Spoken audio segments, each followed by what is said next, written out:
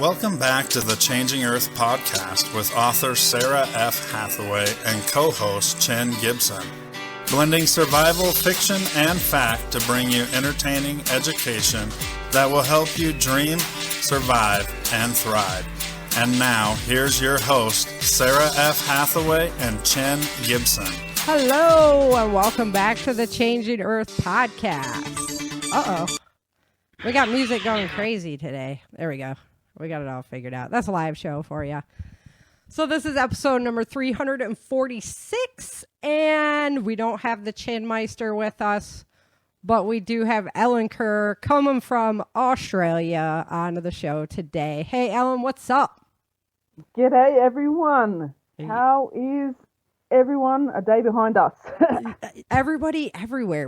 I got listeners, they're all over the place. So welcome everybody across the world.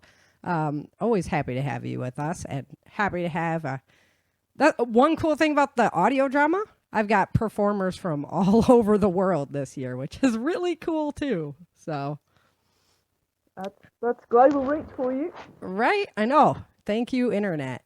So that's helpful. All right, so Chin's not with us today, so that means he's not controlling the live chat for me. So you're just gonna have to bear with me. I try to multitask and stuff, but, I do the best I can. So, but I'm missing Chen. He's my fact checker. And it's Chin's birthday tomorrow. So everybody wish Chen a happy birthday because he deserves it. And he's pushing through some final plans tonight on some big goals of his. And I'm super proud of the directions that he's taken with life and some of the choices. So way to go, Chin. Happy birthday. Happy birthday, Chin. All right. So we didn't have a show last week because it was Easter here in the United States, which it probably is Easter at the same time in Australia too, except a day earlier, right? Yes. Yeah. Because that's not one that's like country specific. That is. Yeah, we have 4 days though. So Good Friday, Easter Saturday, Easter Sunday, and Easter Monday. Right. Yeah, so Easter. Okay. Yeah. So it's a 4-day weekend. Yeah. Oh, and you get the day off too? Yes. Yeah. Not everybody gets the day off here. I didn't have the day off. Everybody in Texas does, but I don't work in Texas, so I didn't have the day off. Christian's like, how come you don't have the day off, Mom? I'm like, well, let's not talk about California right now. Yeah, we won't mention that today. Yeah. So, yeah, thanks for, giving us a break on the holiday. It's nice. We had a good time with our family and poking around in the garden. Our garden. Oh, I have great news. So, James, I always want to say the intrepid commander, but I always want to say Monroe because he's Tim Monroe on my show. So I get all messed up all the time. But James gave me the great idea. We didn't have the tomato cages set up when you were out here, right? No. Okay, so the wind just takes our tomatoes out every year. So this year we wrapped the tomato cages in cellophane, and it's protecting the plants and allowing them to get a lot bigger. And so now we're starting to cut little holes in the top so we can pop them out the top of it. Really working slick. So we'll have to... You actually put the cellophane over the top though this time? Yes, yeah. We wrapped it all the way around and over the top, halfway. And now that they've reached that point, we're cutting a hole in it and then just pulling the plants out. So the bottom's still protected by that cellophane, but the top's now growing out the top of it. Yep.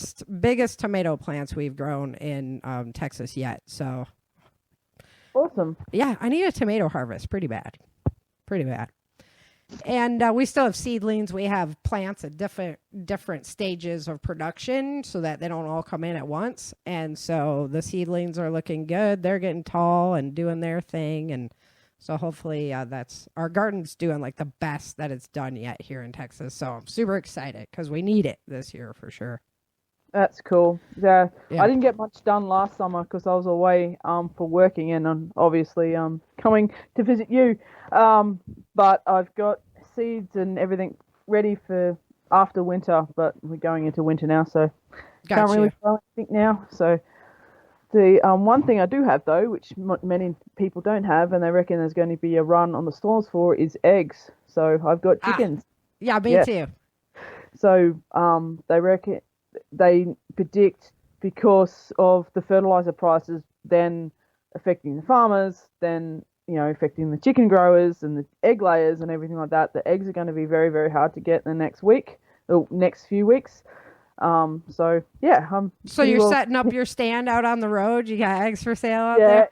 Yeah. Nice. I was Nice. just thinking about going and get another 2, Ashley, and be over my allotted quota for my area, but who cares? Having chickens is cool too. Like, I understand they do a lot of damage to the ground and whatnot. So you got to keep them moving and whatnot.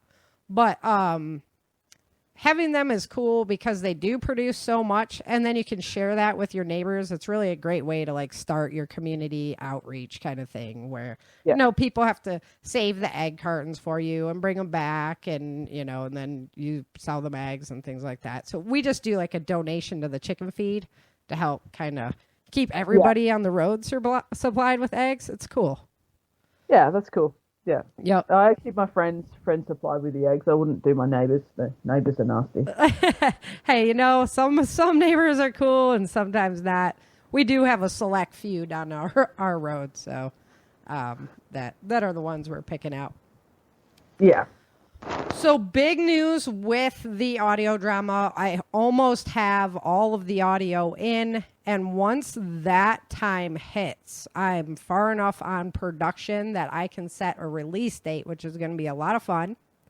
And PBN is doing great things right now. So we're planning a big binge day, and we're going to have giveaways for everybody on the live chat and all kinds of stuff going on that day. So we'll do a binge day before we release the audio drama. And, a lot always hinges on prepper camp.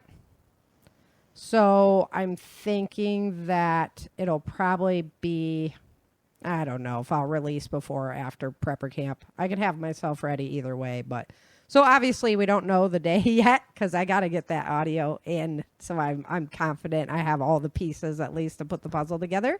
But we are closing in on it, guys, and it's coming out really cool, and it's going to be a lot of fun. And then we're going to have that super giveaway day, so there's definitely going to be more details.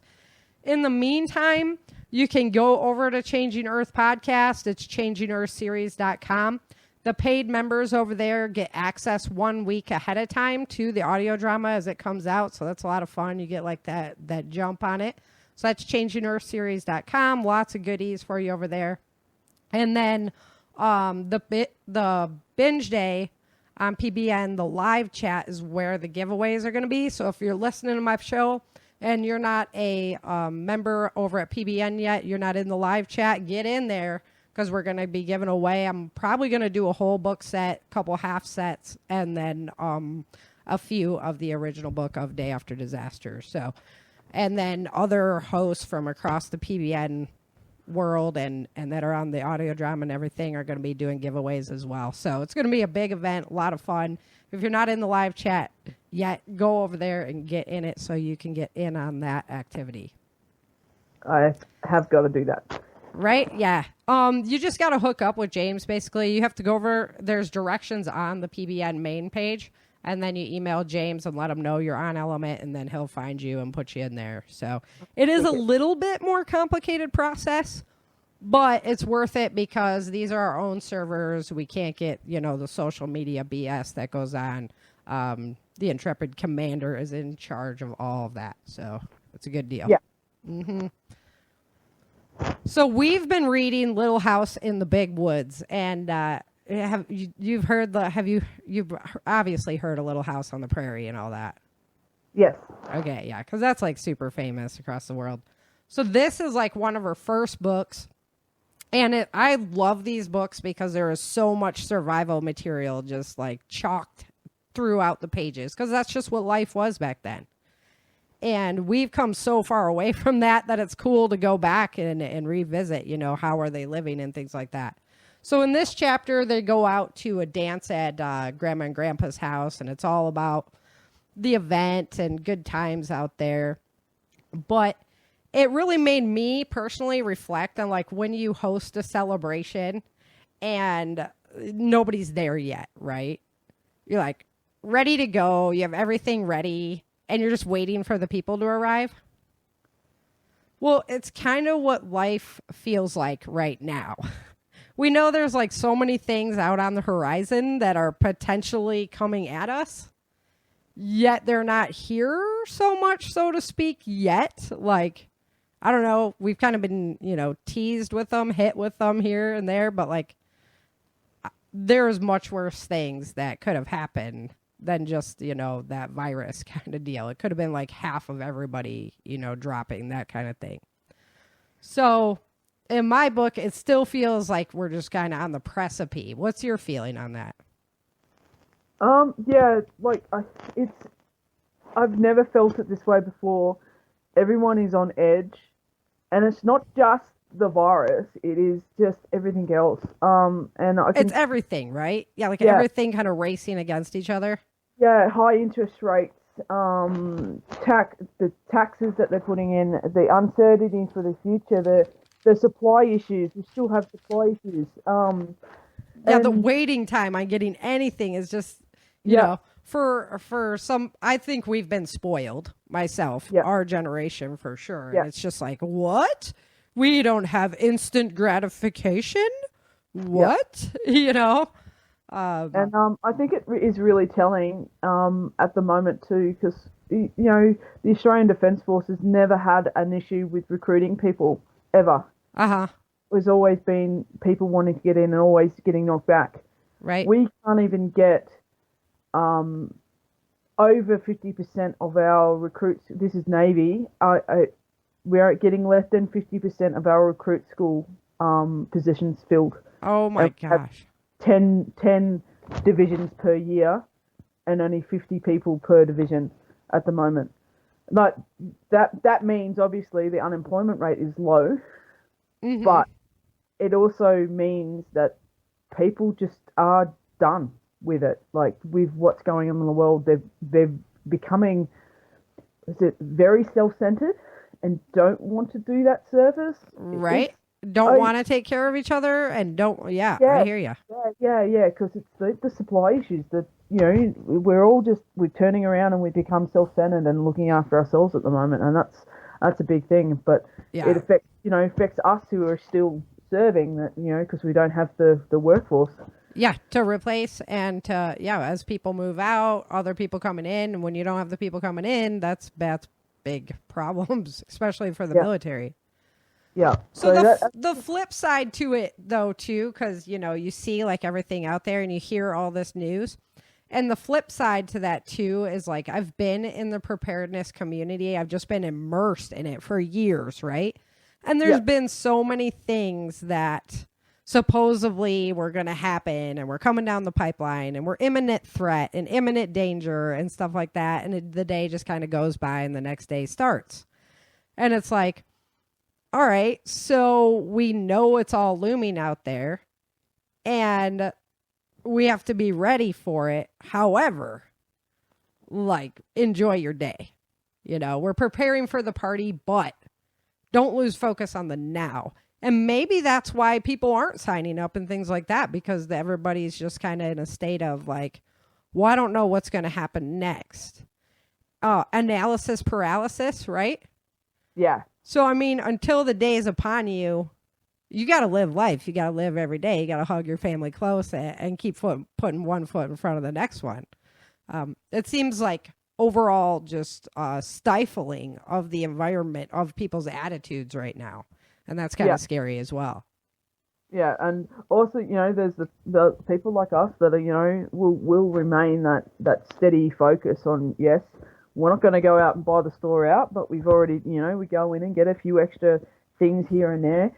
But there's the people who become complacent, and then there's the people who are going to hoard, and every time there's something happening, it's those people go out and buy out all the TP, for example, and there's nothing left for the old man that's going to do his weekly shop on his pension. And as I said, we've become very, very, a wider society has become very, very self-focused. And I think, the last 2 years have just made it worse.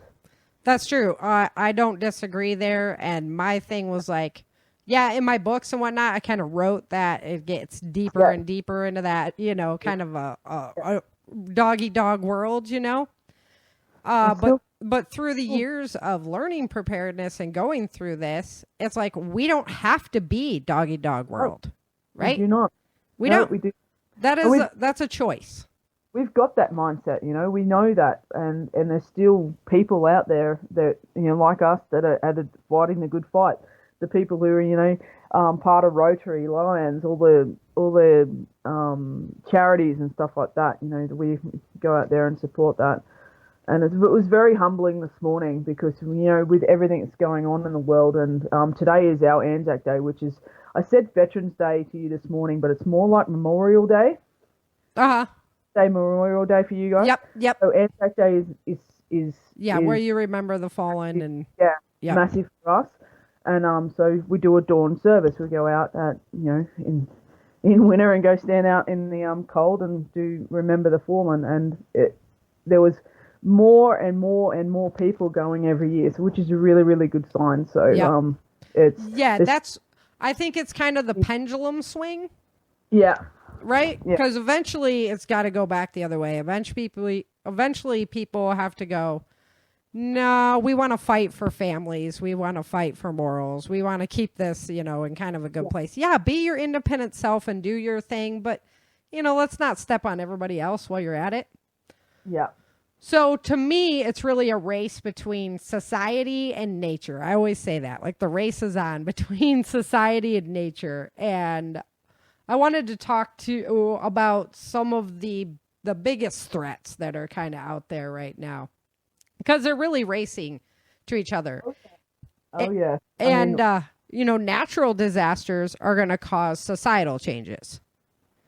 And unfortunately, right now, societal changes can cause natural issues, which you're like, what? But with the amount of manipulating that they're doing of different, you know, the diseases creation and chemtrails and how they think they can genetically modify the mosquito to get rid of malaria.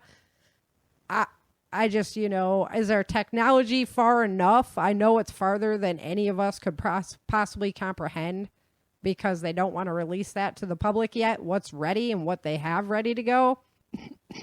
But that's a scary, scary prospect in and of itself. Oh, yeah. Yeah, what do they got planned? And just, yes. Right? I don't know. It's a mystery, but you can go in all sorts of different directions with it. But it's like, you know, they're showing you, you know, here's the piece you're allowed to see, but really, like, all that exists back there, and that's really disrupted the trust in basically every governmental construct that's out there. You know, the CDC and all of these institutions we're supposed to respect and understand that they're working for the good of the people. When that comes into question, that is really bad for society. We're talking societal fractures, big time. Yeah, and just I'm not sure what you're covering, but at the moment in the news, but Shanghai in China has been on a full-on lockdown for like people are starving. Yeah, throwing themselves from the buildings like you're watching 9/11, but it's not 9/11. It's just people jumping because they're starving to death. Yep. That is, and nobody's talking about that. Like, no news media is talking about that. It is so heartbreaking to hear their voices even screaming out, and just, I can't remember the numbers on that. I think it was 26 million people in that city. So, like, if just, you know, a certain percentage, just 1% or whatever of that, you're talking millions of people. Yeah. It's really, really disgusting. It's really, it's horrible. And that's the power of a totalitarian government. Like, and the sheeple mindset. I mean, I hate to say that. Yeah, absolutely. But that's 26 million people. You're telling me if they didn't have the mindset of, like, we're subservient to the government and that sheeple mindset, that they wouldn't stand up and do something about it? They are starting to. But, you know, it has to be overwhelming odds. And yeah, there's certain things they can do, but to quell 26 million people, we're talking horrific things, and I don't think the rest of the world would stand for, them bombing out the whole city or something like that, right? So if that 26 million stood against their government, they'd have to be able to do something about it. But you're talking a totally different culture, a totally different understanding of what, that relationship's supposed to be. And that's why ours can't change. Yeah. Or we'll lose our freedoms. It's so easy to get into that though. Like, how, quick was my government to say, no, we're going into lockdown for 2 weeks, which ended up 3 weeks, 4 weeks. Yeah. And everyone went to it initially. Yeah. And it was, and then it was like the follow-on lockdowns and the hard stance for those different states and everything like that. And initially they said, the vaccine is not mandatory. But then they, said, no, now it is mandatory for you to go to work. And then 1, and then 2, and then 3, and then 4, and then 5. I mean, come on, where does it end? Yeah, that's why there was so many protests here in Australia, because they just kept changing the ballpark, and people just stood up for it. And you know what? We still got a little bit of fight left in us. Good. Man, yeah. That's why, you got to be able to defend yourself. Yeah. You have to be able to defend yourself from threats, foreign and domestic. And the domestic is in there for a reason.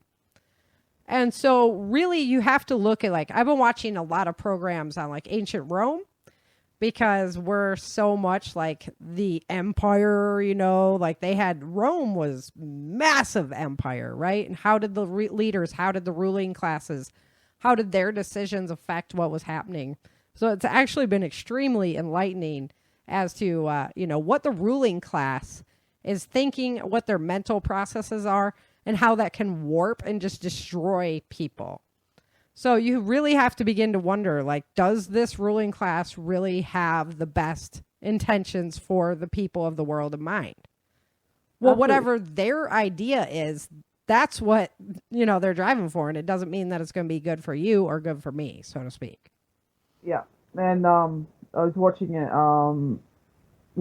program yesterday, and it was talking about the World Economic Forum and the World Leaders Forum and all that sort of stuff. And it's just sickening what they're planning on doing. Yeah. Your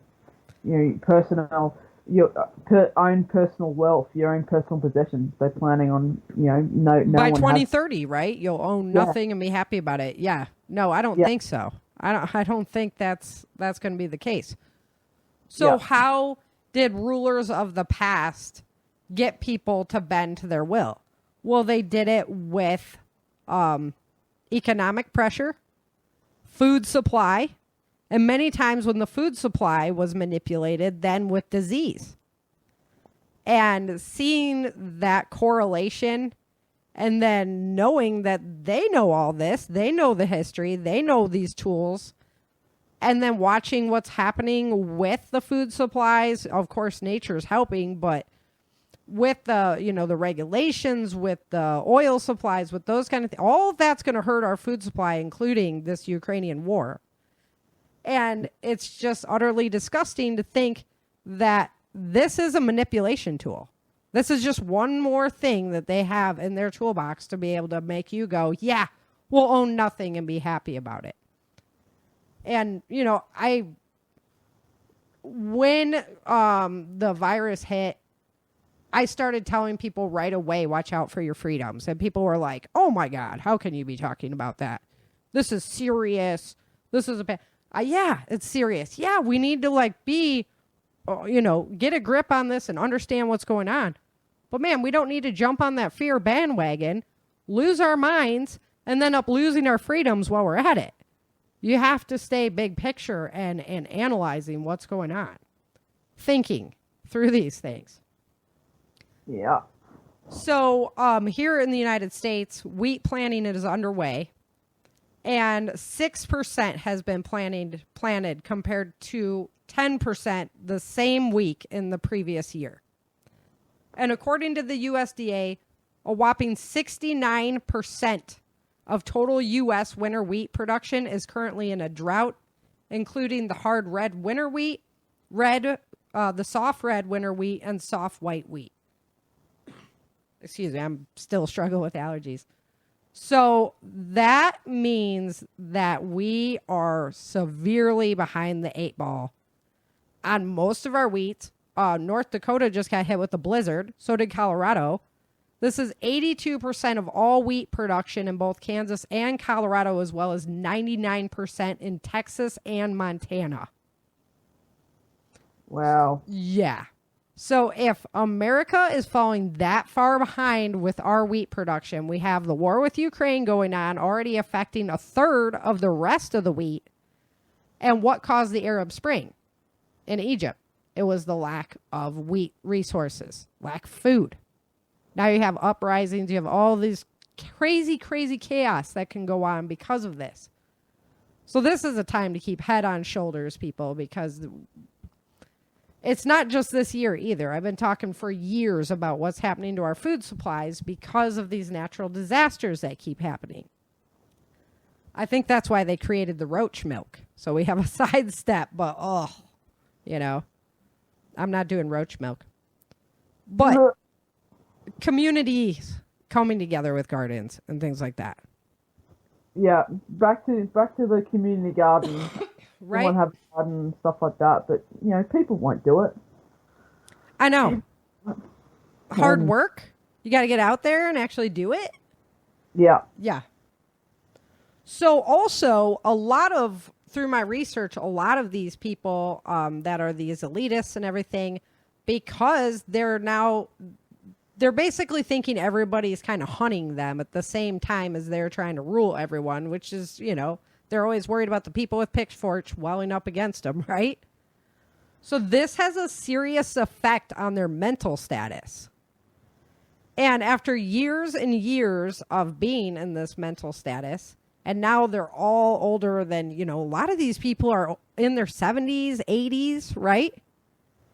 How long has this, been persisting? This is just, I think it's time for a changing of the guard, in my opinion, because it's really scary stuff when you start looking at like mental abilities of a lot of our leadership, which is very, very scary.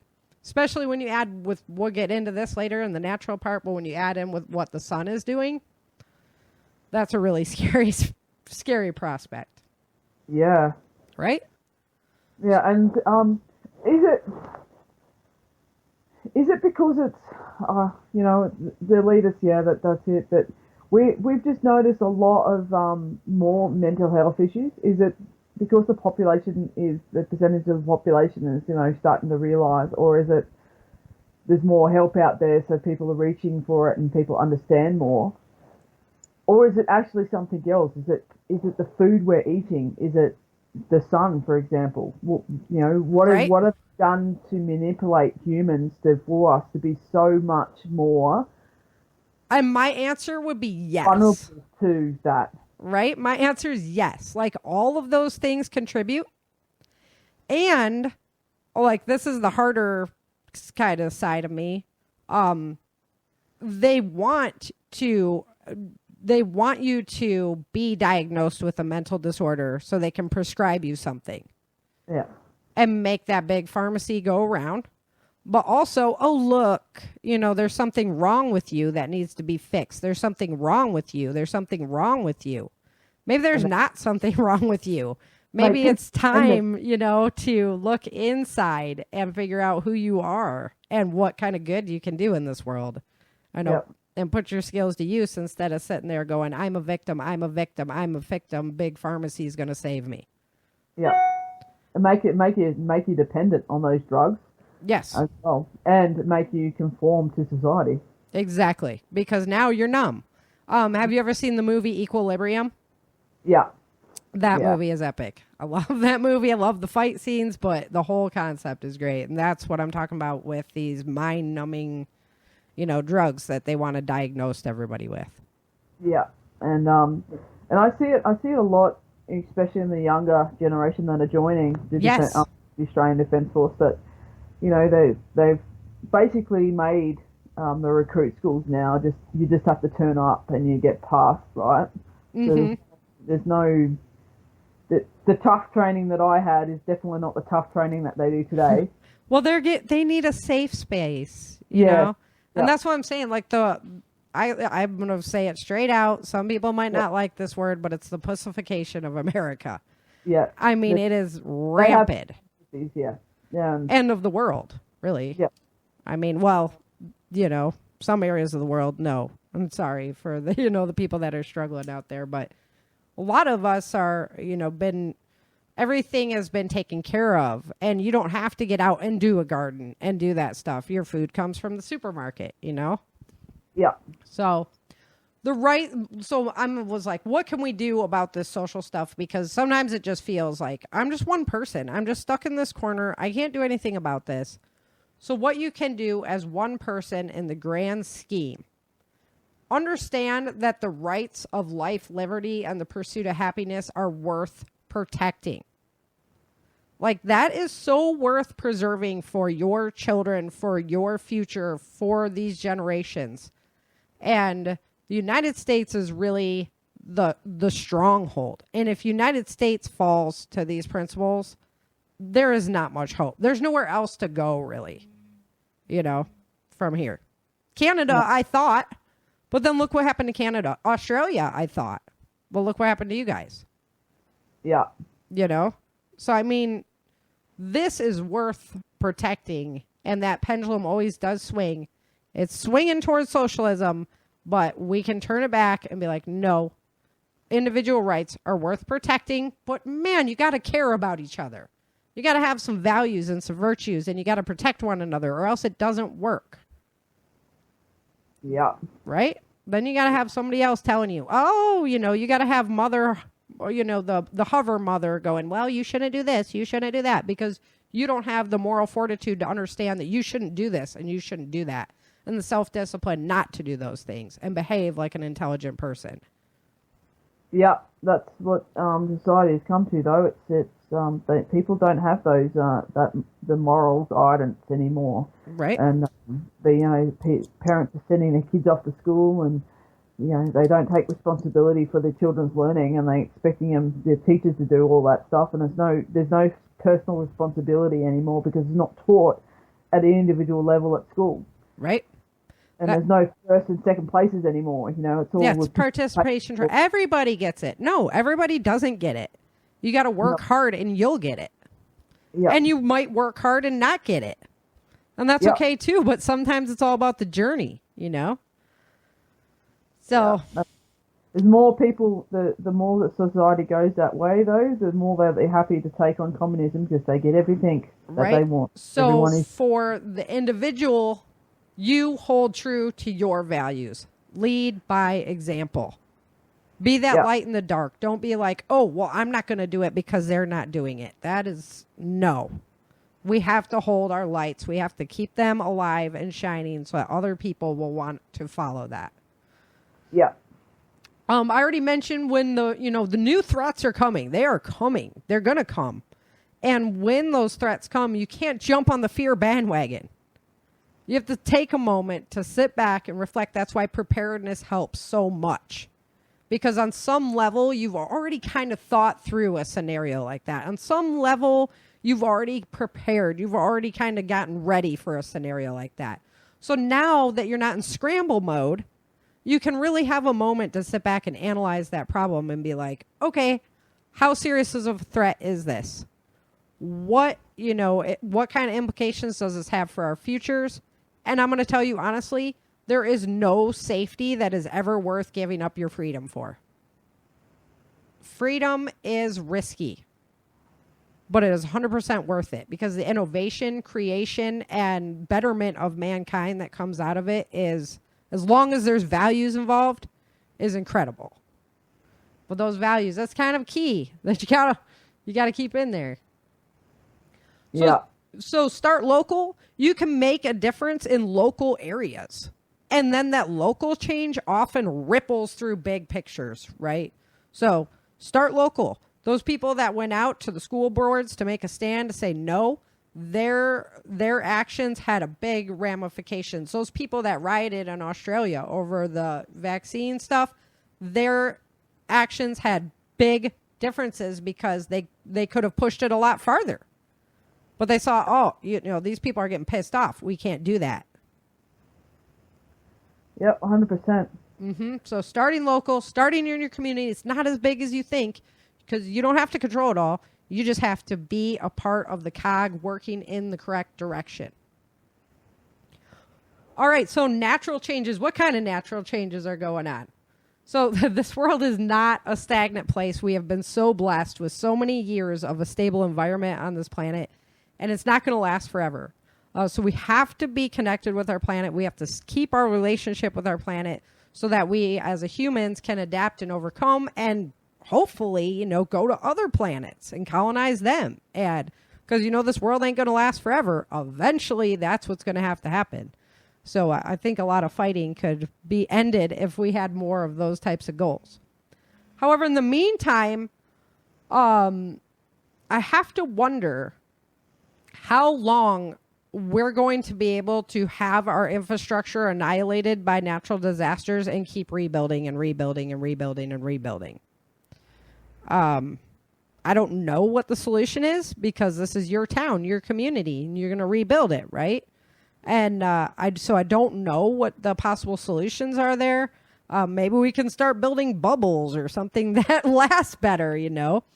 Really taking a look at our infrastructure so that we can understand how to better make it for a different type of future because all of our infrastructure was created to specs that might not be true anymore. We're having 100-year floods like every 10 years. You know, those things are coming. We have the Fort Peck Dam up in Montana.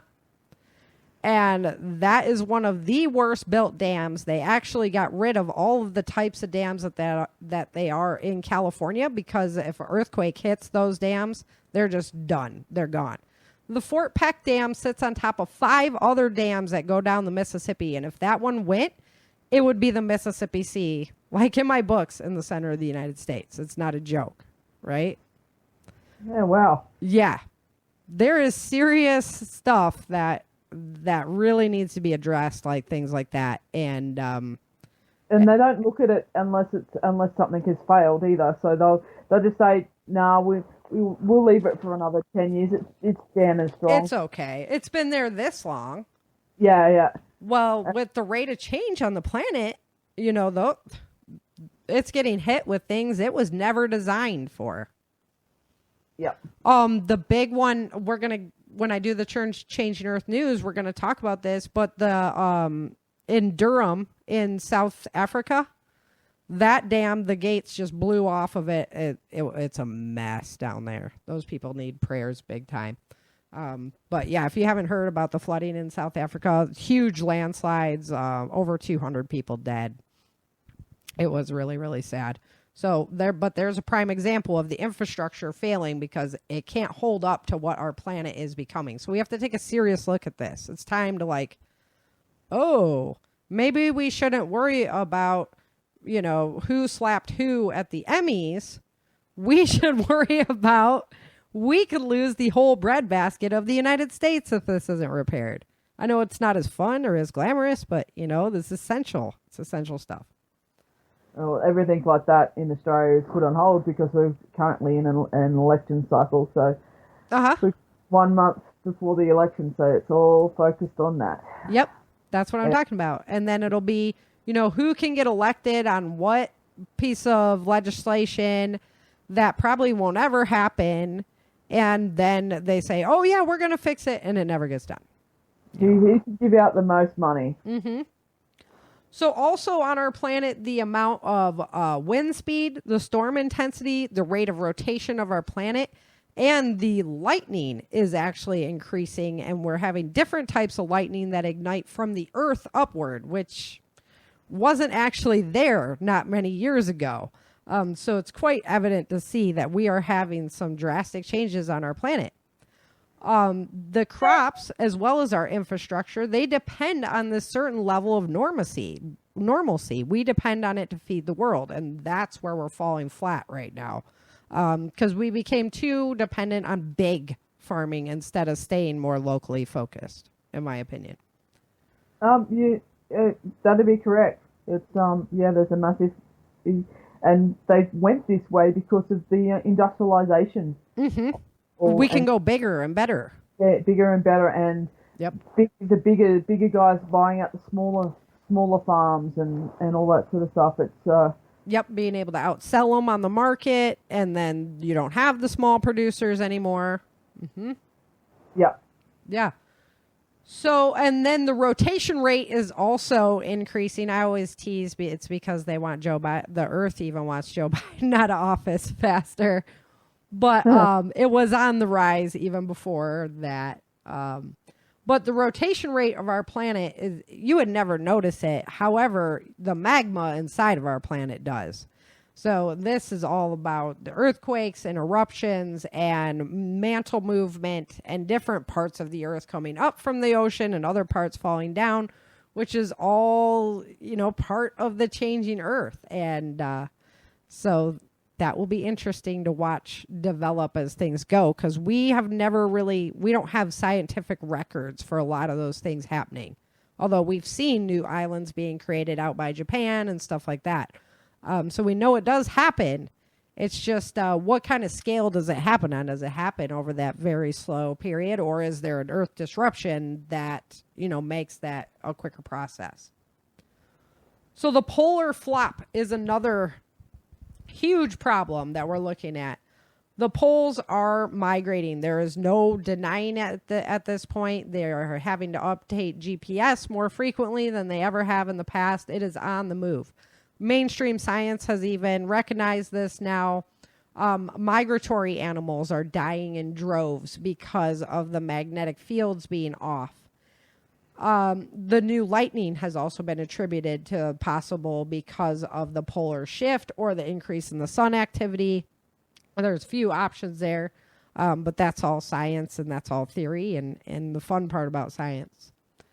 So no one knows really what's going to happen when we cross this 40-degree mark. However, the pole right now is sitting in the center of the North Mid-Atlantic Ridge. So, and it's traveling 5 miles per month. So on that rate, it has 55 miles to go to hit that 40-degree mark, which is 11 months away from now. So very interesting stuff. We don't really know what's going to happen. It could be nothing. It could be we just have to reset our compasses, or it could make some major Earth shifts go down. And it's going to happen very shortly. So it's kind of get ready for the dance, right? We're getting ready for the dance today. We are not the only planet experiencing these magnetic alterations. So there's a theory that there's this magnetic sheet of dust that goes through our planet. They've proven it's there. It's out there. And Neptune has now fallen as the magnetic sheet works its way in towards the Earth and towards the sun. Neptune was the latest planet affected. The atmosphere was just absolutely shuttered in the wake of this thing coming through. Temperatures plummeted on the planet despite the onset of summer, and this super hot spot formed directly at the south. So this is where it's like magnetically connected to the sun. So it's super hot. Well, the rest of the planet is going through this rapid chilling, and that just happened with Neptune, like in these last couple months. So really neat science going on. I know this is where I'm geeking out a little on you guys. So when this sheet hits the sun, the sun, it will actually attract all this dust to it like your cling duster. And then the sun blows that off in a solar micronova. And so that is a lot of stories from the past about the sun going dark, things like that, the earth spinning backwards, these types of things. So, they're in historical records. We just haven't seen them in modern times. And all of this is coming to a forefront in the next few years. It's going to be really interesting to keep your eye on. Unprecedented time. That's why I say it's nature versus social at this point. So the sun's effect on the earth is huge, obviously. Okay? And right now it's in a very active state. Whenever it's in an active state, we are in potential. Well, we always have potential for CMEs, but we have an increased potential right now. There's been a couple of X-class flares that came off the sun in the last few months. Those would have been disaster for planet Earth as far as our power supply goes. Luckily, all of those have been non-Earth facing. We've just had like tiny little glancing blows. I mean, you can't get luckier with this stuff, honestly. The biggest sunspots ever seen in the solar cycle have been passing by, directed right at the Earth. That's one that let an X-class go before, and they're doing nothing right now. So, I mean, we're just getting so lucky as far as it goes. It's really actually a miracle. So, but the sun works on the same frequencies as our brains, and the sun is in full peak action right now, and that, whenever that happens, the people on planet Earth go crazy. They start wars, they start revolutions. So you have to understand there are other factors at work that affects mental health. Ellen, there's another thing for you. Yep. Right? So you've got to understand that when you're having those crazy days, it might be worth taking a look at what the sun activity is, because it might not just be you. You're getting hit by all of that energy that's also challenging your ability to maintain emotional control. Yeah. So yeah. Okay. Woot. That's why I say there's so many things out there, so many potentials, right? What can you do? You can put one foot in front of the other. You can hug your loved ones. You can go after your goals, and you can prepare for the dance. There may come a day when you need all of that preparedness thinking. You need all of that preparedness knowledge. You need all those preparedness supplies. And you're going to need to help your community as well, because you won't be able to do it alone. So understand now that, like, this is a message we need to bring to the world and spread to everybody, so that everybody's on board and we don't go down that horrific scenario of what could be possible. You know, we go through a much better time. Yeah. Alrighty, guys. Well, thank you for tuning in. If you want to get more content, you want to read the blogs, get the early access to the audio drama, all that good stuff, head on over to ChangingEarthSeries.com. That's ChangingEarthSeries.com. And until next time, remember, dream, Survive, thrive. Thank you for joining Sarah and Chen for this episode of the Changing Earth podcast. Don't forget to pick up your copy of Day After Disaster at www.authorsarahfhathaway.com. If you love the Changing Earth series and